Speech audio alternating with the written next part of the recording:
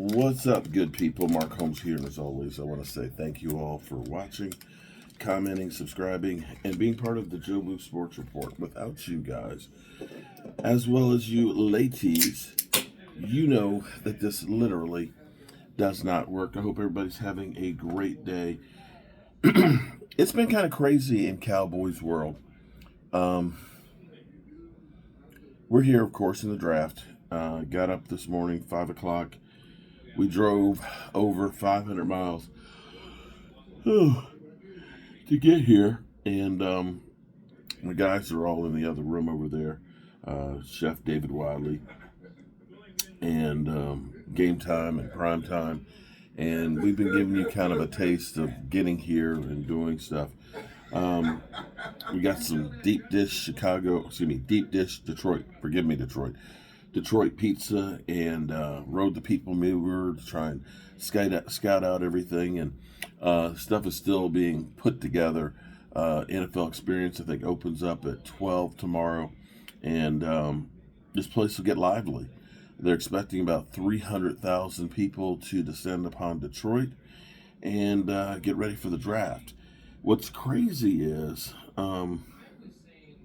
last year we left about 9 or 10 o'clock in the morning to go, and we literally drove until 4 o'clock in the morning is when we got to Kansas City. I still at this moment don't know how we did that. Taking some Tylenol for my knees. Forgive me.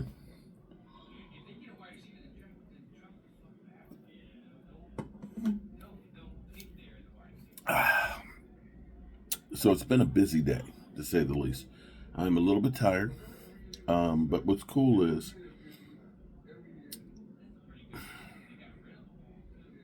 I'm going to tell you guys a little story here. When we're here at the hotel, we're about quarter mile from the People Mover. People Mover goes all the way around the draft and stuff. It's a great location. Hotel is really, really nice. Four of us, four guys sharing a room, okay? So it's 2 queen beds in there, a sofa bed, and we have an air mattress that's out here too. And it's nice. It's really nice. When we first got here and rode the elevator down, I accidentally hit the B instead of the 1 for the lobby. And we went all the way down to the basement and realized we weren't in the lobby.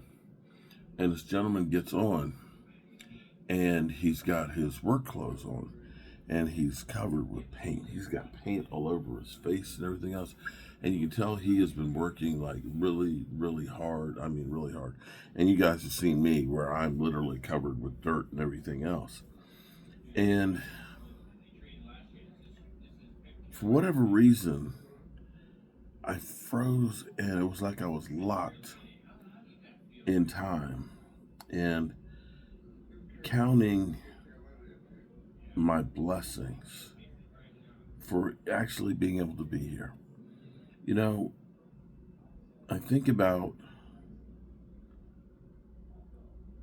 getting here, doing this, being able to come here and bitch and moan about my Dallas Cowboys and hang out with my friends and laugh and joke and everything else, that I'm blessed. I'm blessed with all of you guys. I'm blessed with opportunities. And I'm not going to say, I will say that hard work pays off, but sometimes that's not enough. And I just feel humbled. And it literally just kind of made me pause for a moment and think about my life. And it was just like this flash that kind of went through. And if somebody had said to me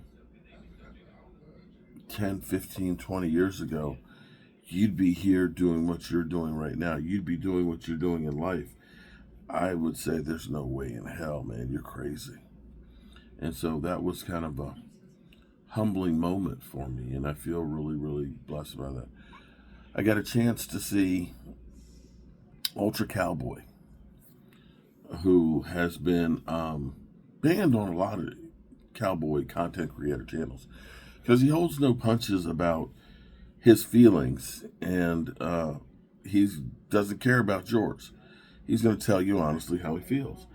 And it's funny because you guys see and get to know me. You guys see almost every facet of it. As he pointed out, you've done a video just about everywhere except in the bathroom.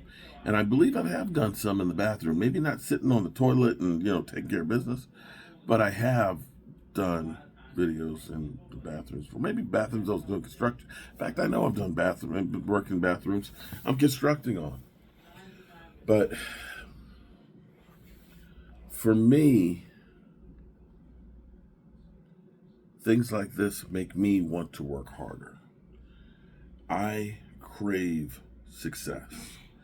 When I meet somebody like Ultra Cowboy, because of this channel and stuff, and they're trying to hold me to a higher standard in what I do.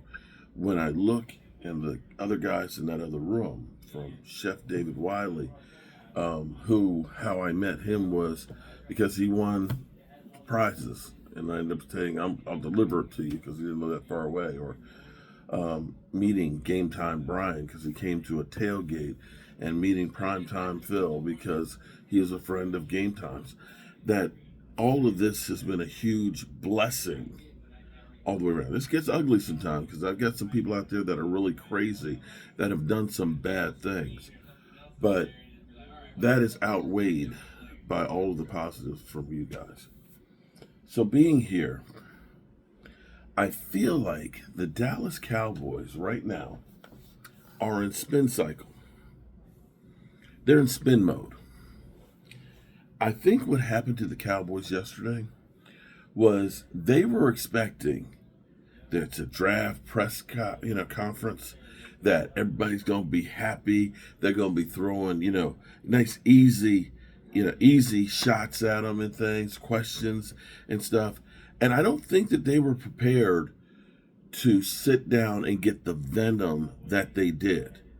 You saw Jerry Jones just about slip up and light up Jane Slater. He was that. You saw the angry old man in Jerry Jones almost come out, but he restrained himself and he tried to answer it. He tried to baffle you with bullshit. And then afterwards, you saw all of the social media out there, people holding the Cowboys accountable and saying, you are bullshitting us. We're tired of bullshit. Literally. That's literally what happened yesterday. And I feel like today was them trying to appease the masses. Let them eat cake. Well, let's start talking to Zeke. We got to sign some free agents and get some deflection of what happened yesterday. Let's talk. Let's finalize the 5-year option. Let's get that story out there so they know that Micah Parsons isn't getting traded, or that we're not going to re-sign him. Let's do that. And then turn around and say, let's get Zeke. Let's see if we can bring Zeke back. Because there's a lot of Cowboy fans that were mad we let Zeke go and said we need him. So let's try that. Let's throw that shit on the wall, because it is a crap sandwich. A crap sandwich that the Cowboys are trying to feed you. They are literally trying to tell you we can't sign players because of the cap. We need to see more leaves. It's fall. More leaves fall. It's springtime, bro. Leaves ain't falling till the fall. What are you talking about? What are you talking about? Your whole thing of waiting is never going to win. The old saying, the early bird catches the worm. And I'm going to say, think about this for a second. Trends. You understand what a trend is, right? That's when things start to change and everybody starts to do it. I remember when farmers markets first came out. Oh my God. It was a novelty. Farm fresh produce grown locally. And you'd go to your honey, listen, let's help a local farmer, fresh produce and stuff. It's grown locally. And you would go.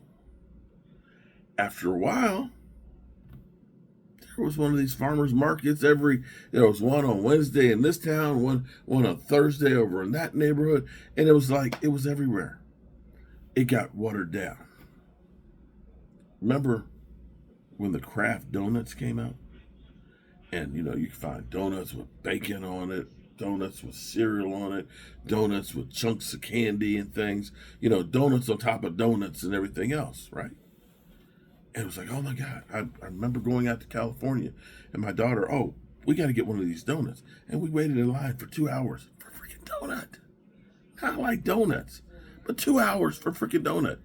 And when I got there and get this bacon, a donut with bacon on top of it, oh, it was nasty. It was terrible. But see, those businesses that did the stuff first are the ones that made money. If you're going out now and saying we're going to start a farmer's market, chances are you're not going to make a whole lot of money. If you're going out here now and trying to do some bacon covered donuts, you're probably not going to do well with it because you missed the boat. And that's the problem with the Cowboys. You think the Lions want to pay a player? They look at it and say Penny Sewell is one of the best offensive linemen in football. He's 3 years in. He's only 24 years old. Let's pay him now. Let's not wait 2 years and make him the highest paid because right now, $122 million contract is the highest paid.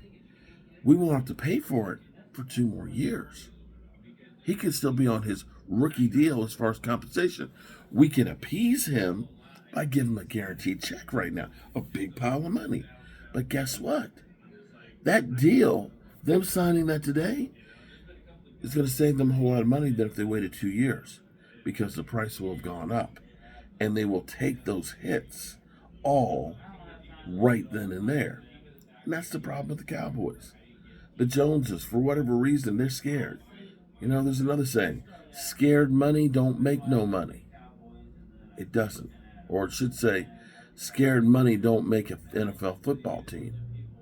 And because of their ineptitude, because they wait for the last moment to make a deal, that they usually, in a rush, make a bad deal. And that's what's so disheartening about the Cowboys, because they do so many things good. But in the end, I can go through, I can take a house that has been not livable, that literally you could fall through the floors if you walked in it, that there's no electricity, no water, inhabitable. Okay, that's the word. I can go through, I can fix the floor, I can put in new plumbing, I can do the electrical, I can get it so that way it's no longer a problem with safety. I can put the new drywall up, put in lighting, so you got a light switch, boom, right there. But let me miss some spots painting it. Let me do a poor job. Let me not put up, a piece of the door frame molding. The door opens and closes just fine. You got electricity, you got heat, you got water, but it's that piece of door frame that everybody sees that's not finished, and they're going to say, this is a piece of crap. Why didn't you finish? That's the Cowboys. This is a piece of crap. Why don't you finish? You don't seem to understand that drafting well isn't enough. Finding undrafted rookie free agents isn't enough. You still have to use all the tools available to you. And that is, you're going to have holes that you need to fill. And you can't just look and say, we got position flex. We'll take a safety and we'll make him a linebacker. We'll take a defensive end and make him a tackle. We'll take, a guard and make him a tackle or a tackle. You got to stop that. Because at some point, you need a guy who's got one job and knows one job. Don't fuck around with somebody like Mozzie Smith, whose only job was to clog up the middle of the field.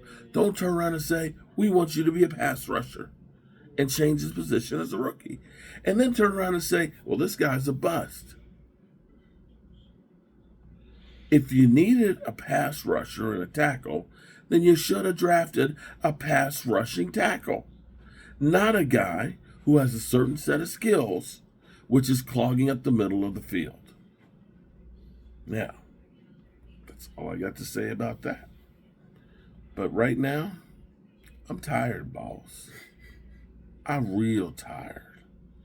And I'm going to go change my clothes, take a shower, and I'm going to crawl in these covers. And then tomorrow, and I think I need to close the window because now it's too cold in here.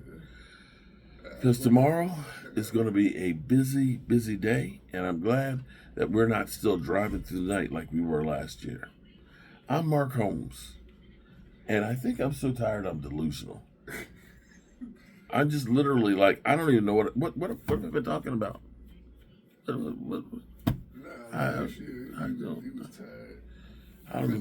even know what I'm talking about. Peace and chicken grease. And remember, tell the people you love how much you love them. I love you, David. Love you, man. I love you, Game Time and Prime Time. You bastards. And of course, my baby, who I'm not with right now. I love you, baby. Peace and chicken grease. Good night.